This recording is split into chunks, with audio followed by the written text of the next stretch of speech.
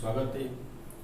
मैं ललित किशोर शर्मा आपके सामने प्रस्तुत हूँ संस्कृत विषय को लेकर के, और जल्द ही हम हमारे यहाँ पे इंग्लिश की कक्षाएं प्रारंभ करने वाले हैं।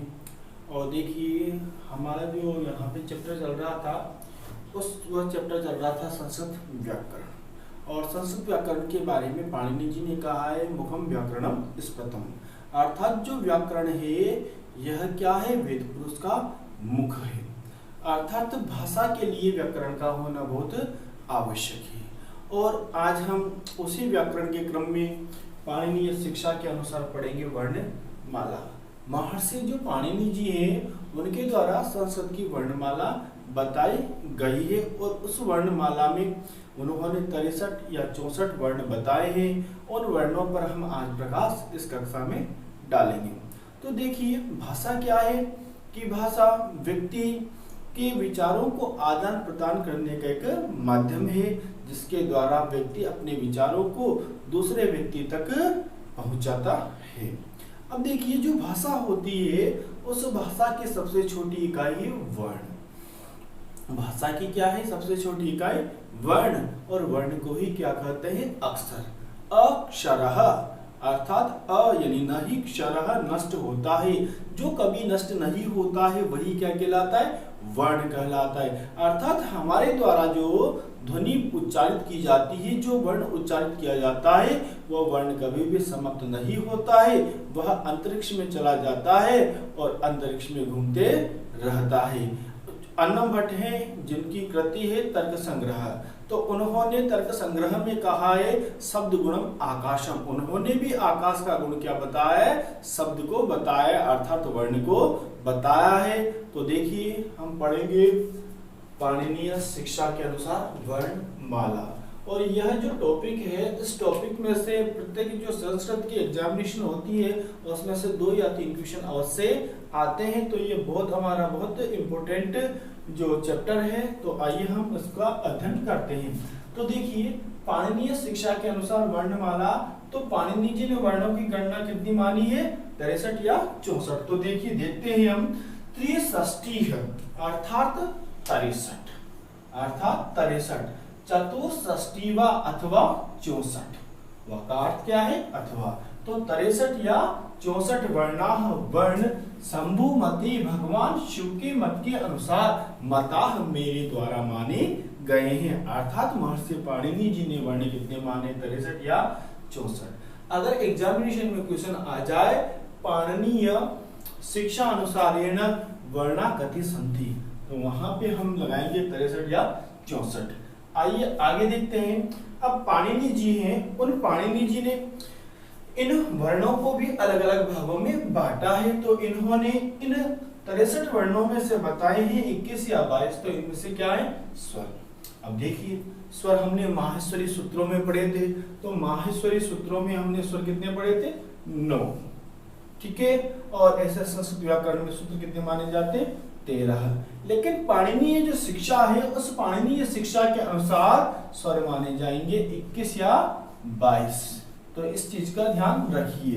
एग्जामिनेशन में क्वेश्चन आ जाए कि माहेश्वरी सूत्रानुसारेण स्वरा कति सन्ति, तो 9 लगाएंगे हम। संस्कृते स्वरा कति सन्ति, तो लगाएंगे 13। और यदि वैदिक व्याकरणे या पाणिनीय व्याकरणे स्वरा कति सन्ति, तो हम ये लगाएंगे 21 या 22। देखिए, आगे चलते हैं हम।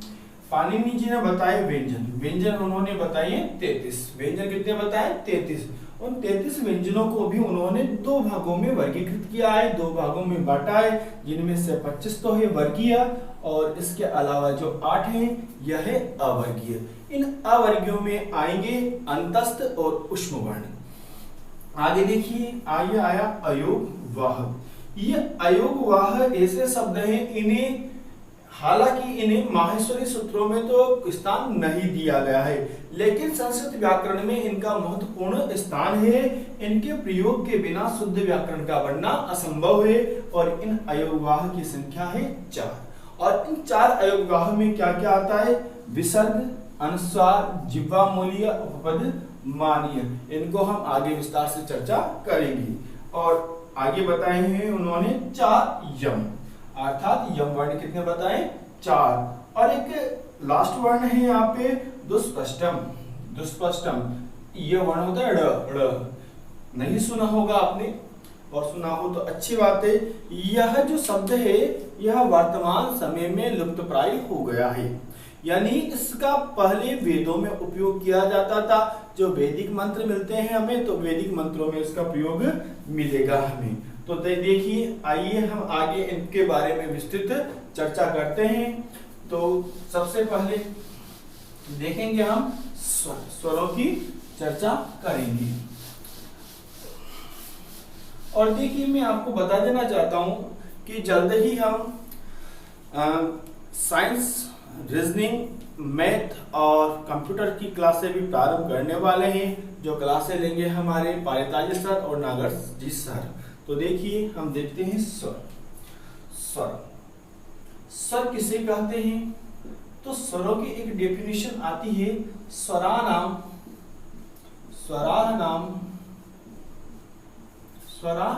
स्वतंत्रतया स्पष्टम उच्चार्यमाणा वर्णा। स्पष्टम उच्चार्यमाणा वर्णा। अर्थात स्वर क्या है? तो इन्होंने बताया कि स्वराणाम अर्थात स्वर हैं स्वतंत्रता के साथ में स्पष्टम और स्पष्ट उच्चार्यमाणा वर्णा, उच्चारण किए जाने वाले वर्ण। अर्थात ऐसे वर्ण जिन्हें उच्चारण करने के लिए किसी भी अन्य वर्ण की आवश्यकता नहीं पड़ती है, वही क्या कहलाते? स्वर। उन्हें क्या कहते हैं हम? स्वर। अब देखिए, इन स्वरों की संख्या तो पाणिनि जी ने कितनी मानी है? 21 या 22। यहाँ पे कंफ्यूजन 21 है या 22 है, तो मैं बताऊंगा आपको ये क्यों है। अब देखिए, इन स्वरों को हम बांट सकते हैं 3 भागों में, और ये विभाजन करेंगे हम मात्रा के अनुसार, अर्थात उच्चारण काल के अनुसार। इन्हें हम 3 भागों में बांटते हैं। तो एक भाग आता है ह्रस्व स्वर, ह्रस्व स्वर, और दूसरा जो विभाजन होगा वह होगा दीर्घ स्वर, और जो तीसरा विभाजन होगा वह होगा प्लुत स्वर। तो देखिए, यह ह्रस्व स्वर होता क्या है? तो ह्रस्व स्वर, दीर्घ स्वर और प्लुत स्वर, इनके बारे में एक श्लोक आता है। एकमात्रो भवेत् ह्रस्व, द्विमात्रस्तु दीर्घ उच्यते, त्रिमात्रस्तु प्लुतो गेय व्यंजनश्च अर्धमात्रिका। अर्थात ऐसा स्वर जिसके उच्चारण में एक मात्रा का समय लगे वह कहलाता है ह्रस्व स्वर। और इन ह्रस्व स्वरों की संख्या है 5, और वह है अ, ई, उ, री और री। इन 5 स्वरों को हम क्या कहते हैं? ह्रस्व स्वर। ठीक है, अब आगे आते हैं हमारे दीर्घ स्वर। तो देखिए, इन जो 4 हैं प्रारंभिक, इनके दीर्घ बनते हैं। तो अ का दीर्घ हुआ आ, ई का दीर्घ हुआ ईह, उ का दीर्घ हुआ ऊह, री का दीर्घ हुआ रीह, और वी का दीर्घ नहीं होता। इसके अलावा 4 ऐसे स्वर हैं जो दीर्घ होते हैं लेकिन वो ह्रस्व नहीं होती। वो है ए, ओ, आई और औ। आगे देखिए, प्लुत। प्लुत क्या होता है कि इन स्वरों को लंबा खींच करके बोलना। अर्थात जैसे हम किसी को पुकारते हैं, या आपने कभी नाम लिया होगा ओम, तो ये क्या है? इस स्वर को खींचना क्या है? ध्वनि को, अंतिम वर्ण को खींचना ही क्या कहलाता है? प्लुत स्वर कहलाता है। तो देखिए, ये होते हैं 9।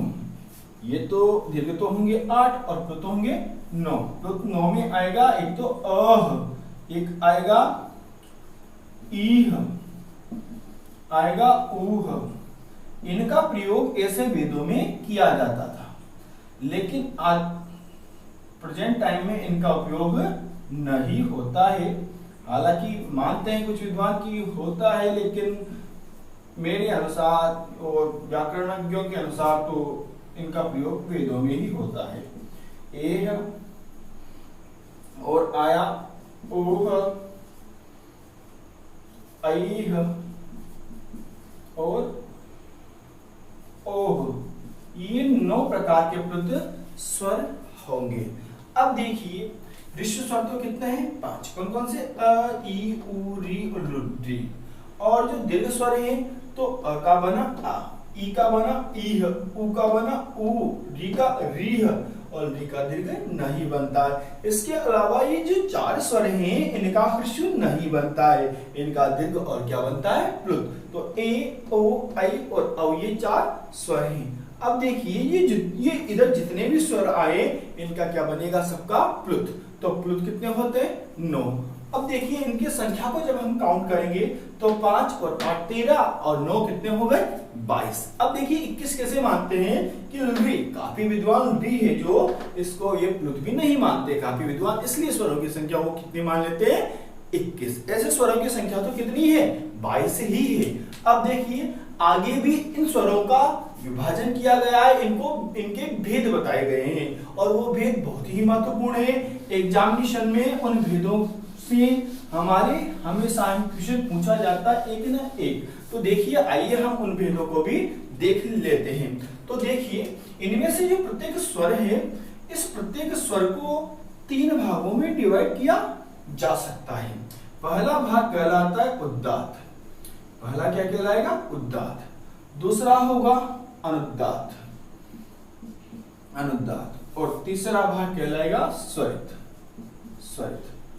तो देखिए ये जो विभाजन किया हमने, यह विभाजन किया उच्चारण स्थानों के आधार पर, यानी ये विभाजन किसके आधार पर होगा उच्चारण स्थानों के आधार पर। तो देखिए इनके बारे में संस्कृत में एक सूत्र मिलता है पाणिनि जी के अनुसार कि उच्चे रुद्दातः, उच्चे रुद्दातः अर्थात जिस वर्ण का उच्चारण मुख के या स्वर तंत्र के ऊपरी भाग से किया जाता है वह कहलाता है उद्दात। और यह जो सूत्र मिलता है ये हमें यह अष्टाध्यायी के प्रथम अध्याय में और उसमें दूसरे पाद का 29वां सूत्र है। और अनुदात का सूत्र आता है निच्चेरनुदातः अर्थात ऐसा स्वर जिसका उच्चारण स्वर तंत्र के निचले भाग से किया जाता है वह कहलाता है अनुदात।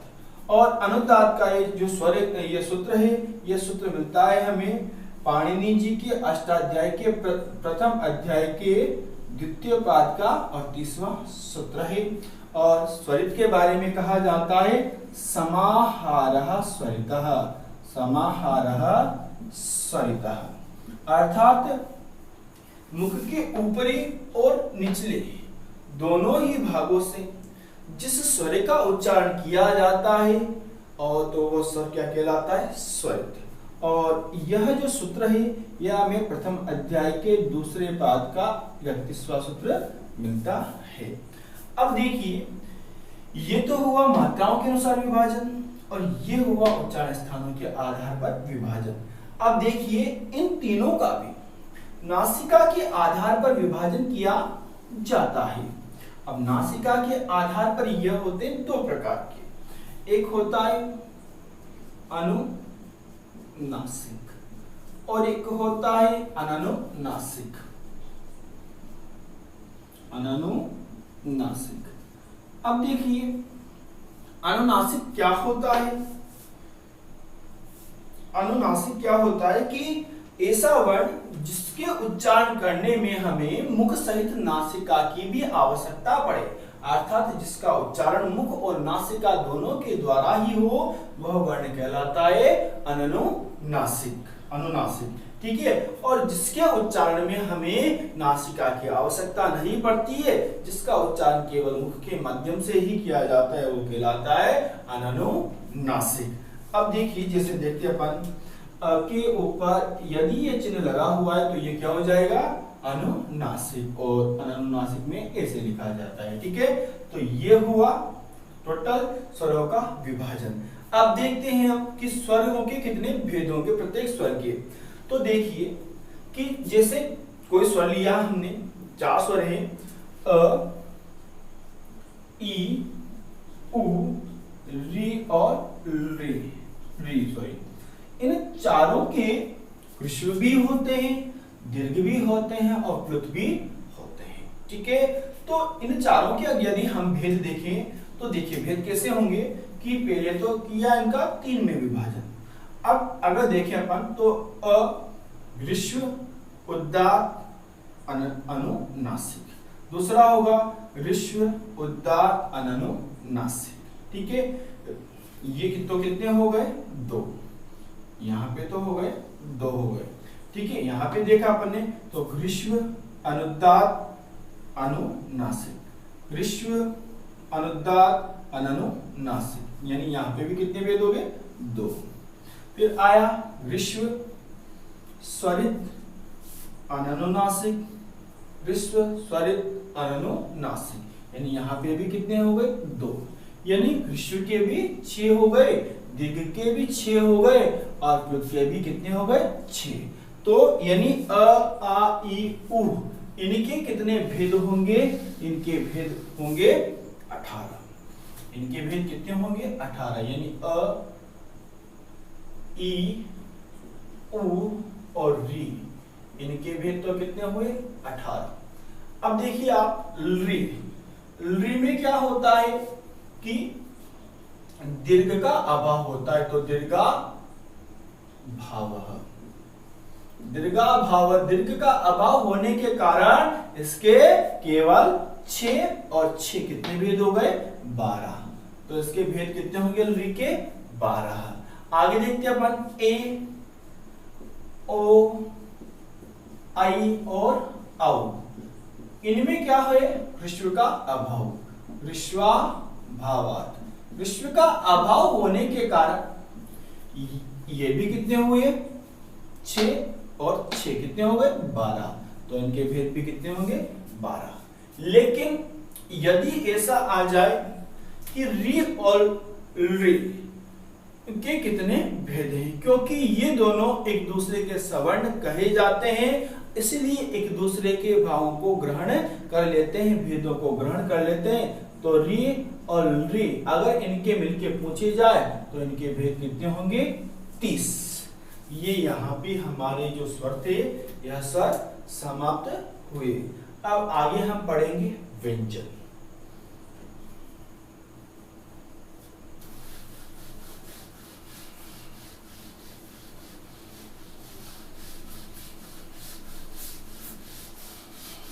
जो व्यंजन है, यह व्यंजन होते क्या हैं कि व्यंजन के बारे में कहा जाता है। देखिए व्यंजन देखते हैं अपन। व्यंजन कितने माने हैं इन्होंने?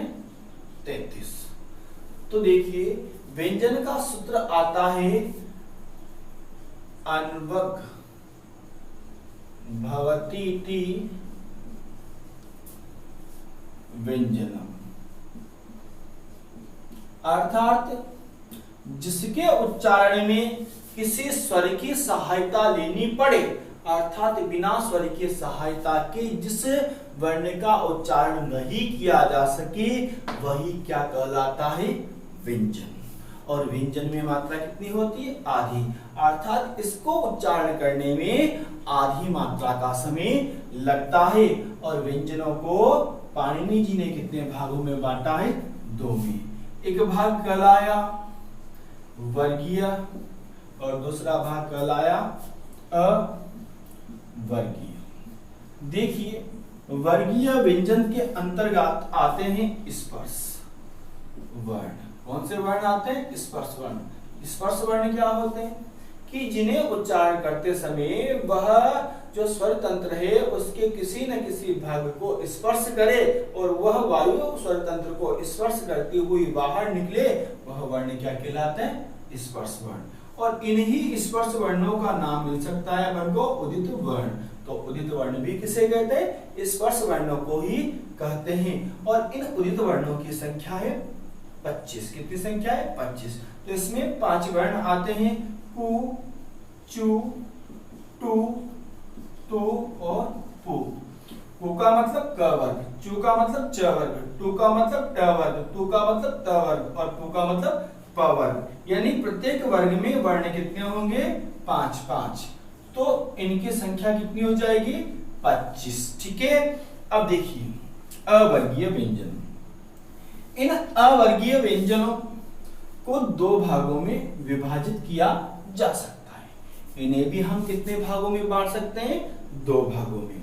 अब इन दो भागों में आते हैं, एक तो आता है अंतस्थ, एक तो क्या आएगा? अंतस्थ वर्ण, और दूसरे आएंगे उष्म वर्ण, उष्म वर्ण। अब देखिए अंतस्थ वर्ण होते क्या हैं कि ऐसे वर्ण जिनको जब हम उच्चारण करते हैं तो जो वायु है यह मुख से बहुत कम बाहर निकले, अर्थात वायु न के बराबर जब मुख से बाहर निकले प्रयत्न करते समय, तो वह वर्ण क्या कहलाएंगे? अंतस्थ वर्ण। और यह वर्ण स्वर और व्यंजन दोनों के बीच में आते हैं माहेश्वरी सूत्रों में, और इनकी संख्या कितनी है? 4। और 4 कौन कौन से हैं? य, व, र और ल। ठीक है, आगे देखा हमने उष्म वर्ण। अब उष्म वर्ण किसे कहेंगे? कि जिनका उच्चारण करते समय मुख में कुछ संघर्ष का भाव, अर्थात जब वायु निकली मुख से उच्चारण करते समय तो वो कुछ संघर्ष करते हुए, रगड़ खाते हुए जब वायु बाहर निकलती है तो वह वर्ण क्या कहलाते हैं? उष्म। जैसे बोला होगा आपने कभी श श श, तो जो वायु है यह रगड़ खाते हुए मुख से बाहर निकल रही है, और इनकी संख्या भी कितनी है इन वर्णों की? 4। इसमें आते हैं श, श, श और ह, ये 4 वर्ण इनमें आते हैं। तो ये थे हमारे व्यंजन, यानी व्यंजनों की संख्या 33। इसकी जो परिभाषा होगी ये क्या होगी? अनवग भवति इति व्यंजनम, अर्थात जिसके उच्चारण में किसी स्वर की सहायता ली जाए, अर्थात जिन्हें बिना स्वर की सहायता के नहीं बोला जाएगा, वही क्या कहलाते हैं? व्यंजन। और व्यंजन कितने हैं? 33। इन 33 व्यंजनों को कितने भागों में बांटा है? 2 भागों में, वर्गीय और अवर्गीय। वर्गीय व्यंजनों में वर्ग के 5 वर्ण, मतलब 5 वर्ग आते हैं, और उन 5 वर्गों के भी 5 यानी 25 वर्ण आते हैं। और दूसरा भाग है अवर्गीय व्यंजन। अवर्गीय व्यंजन के भी हमने 2 भाग किए, अंतस्थ वर्ण और उष्म वर्ण। अंतस्थ वर्ण में आते हैं य, व, र, ल, और उष्म वर्ण में आते हैं श, श, श और ह। अब देखिए एग्जामिनेशन में काफी बार इनका क्रम पूछ लिया जाता है। अंतस्थ वर्णानाम क्रमः, अर्थात अंतस्थ वर्णों का क्रम। तो अपन को इनका क्रम भी ध्यान रखना है, अंतस्थ का और उष्म का। अब आगे देखिए, हम देखते हैं अयोग वाह क्या है, उनको देखेंगे। देखिए जो अयोग वाह है, इन अयोग वाह को माहेश्वरी सूत्रों में स्थान नहीं दिया गया है, लेकिन फिर भी ये हमारे संस्कृत व्याकरण के अंदर बहुत महत्वपूर्ण स्थान रखते हैं। अयोग वाह की संख्या कितनी है? 4। अयोग वाह की संख्या कितनी है? 4। तो इसमें आता है पहला अयोग वाह आता है अनुस्वार। कौन सा है? अनुस्वार। दूसरा आता है विसर्ग। दूसरा क्या आता है? विसर्ग। तीसरा आता है जिह्वा मूलीय। जिह्वा मूलीय। चौथा जो अयोगवाह आएगा, उस चौथे अयोगवाह का नाम है उपधेय मानीय। अब देखिए इनके बारे में हम देखते हैं कि अनुस्वार। अनुस्वार क्या होता है? अनुस्वार के बारे में ये कहा जाता है स्वरभ्य परः, यानी स्वर के ऊपर बिंदु रूपेण, बिंदु के रूप में, अर्थात जो किसी स्वर के ऊपर बिंदु के रूप में विद्यमान रहता है वही क्या कहलाता है? अनुस्वार। और अनुस्वार का उच्चारण किससे किया जाता है? नासिका से। अनुस्वार जो वर्ण होगा, इस अनुस्वार के वर्ण का उच्चारण किससे किया जाएगा? नासिका से। और इसका जो चिन्ह होता है व्यंजन का, यह क्या होता है? बिंदी यानी बिंदु। आगे देखिए विसर्ग। अब विसर्ग के बारे में ये कहा जाता है कि स्वरस्य परः बिंदु द्वयः, अर्थात स्वर के बाद में 2 बिंदुओं के रूप में, यानी स्वर के बाद में 2 बिंदुओं के रूप में जो वर्ण होता है उसे क्या बोलते हैं? हम विसर्ग बोलते हैं। आगे आया जिह्वा मूलीय। तो जिह्वा मूलीय के बारे में ये कहा जाता है ककाभ्याम। ककाभ्याम का यहाँ पे अर्थ होगा क और ख। ककाभ्याम प्राग अर्ध विसर्ग सदृश, अर्ध विसर्ग सदृश, अर्थात क और ख, क और ख वर्ण के प्राग यानी आगे, क वर्ण यानी क वर्ण और ख वर्ण इनके आगे अर्ध विसर्ग के समान चिन्ह लगा हो तो यह वर्ण क्या कहलाते हैं? जिह्वा मूल्य। अर्थ क्या हो? देखिए क और ख के पहले क्या लगा हुआ हो? अर्ध विसर्ग लगा हुआ हो तो इन वर्णों को क्या कहते हैं अपन? उपपद मानीय, सॉरी जिह्वा मूल्य। अब देखेंगे उपपद मानीय तो इसके बारे में कहा जाएगा पफभ्याम, पफभ्याम प्राग अर्ध विसर्ग सदृशः, अर्थात प और फ के पहले, अर्थात प और फ के पहले अर्ध विसर्ग का जो चिन्ह होगा तो ये वर्ण क्या कहलाएंगे फिर? उपपद मानीय। ठीक है, तो ये हुए हमारे। अब अंतिम जो बचा वह बचा है दुष्प्रष्टम। दुष्प्रष्टम, तो दुष्प्रष्टम क्या होता है? दुष्प्रष्टम तो देखिए कि ड के पहले अथवा बाद में कोई स्वर हो, ड के पहले अथवा बाद में कोई स्वर हो तो जो ड होगा यह ड में बदल जाता है। यह ड किस में बदल जाएगा? ड में बदल जाएगा और इसे ही कहते हैं अपन दुष्प्रष्टम। इसका उपयोग आज भी ग्रामीण भाषा में होता है, जिससे इसका नाम कालू हो तो उसे कह देते हैं अपन काया। ठीक है, तो ये यहाँ पे हमारे पाणिनीय व्याकरण के अनुसार जो ये वर्णमाला थी यह वर्णमाला समाप्त हुई। और कृपया करके हमारे चैनल को सब्सक्राइब करें, लाइक करें और शेयर करें ताकि हमारी अगली वीडियो आपको मिल सके। जय हिंद, जय भारत।